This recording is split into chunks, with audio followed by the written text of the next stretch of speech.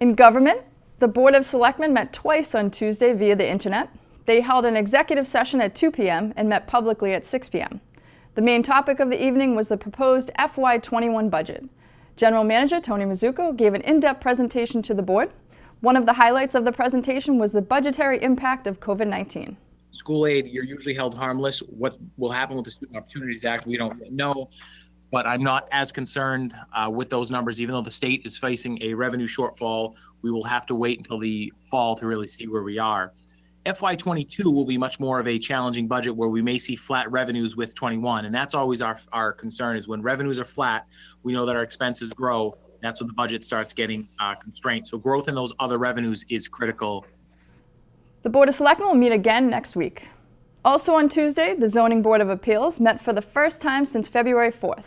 The board had 2 hearings and a request for modification on their agenda.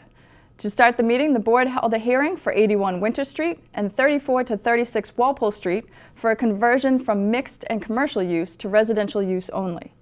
After an hour-long discussion from the board, the applicant, and even members of the public, a motion was made to separately vote on the conversion and the parking compliance. So just on the conversion for the properties in question, pursuant to section 5.2, Phil, how do you vote on that?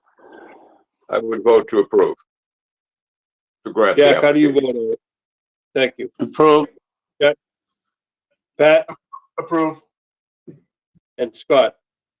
Approve. And I'll approve it as well. So I'm going to vote, that's a 5-0 vote. I think we'd like a final decision. So if the board feels it's not necessary, we can withdraw the request for parking relief if the board agrees that it's not necessary. And that's what I understand the comments to be. We would withdraw the request under section 6.1.12. And then that way your vote on the other matter becomes I'd rather that become a final decision than not have something appear to be still pending before the board. The second hearing of the night was for a special permit to allow an alteration of an existing residence. The applicant was applying for a stairway to be built for a second-floor apartment. Some of the board members had concerns with the application, so a decision was made to continue the hearing until their next meeting. The last application of the night was a request for modification, which, after strong words from all the board members, the applicant withdrew. The next ZBA meeting will be May 19th. Thursday afternoon, NCM covered the annual road resurfacing bid opening meeting. Contract Administrator Kathy Carney received and opened 5 bids during the quick meeting. To end the meeting, Carney recapped the lowest bids. The apparent low bidder at this point is LaRusso Corporation at $1,616,668.36. The second low bidder is T. Miozzi at $1,677,012.40.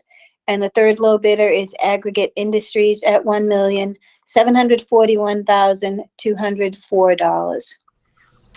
For complete government coverage, tune into the NCM Government channel or watch it on demand at nordcommunitymedia.org.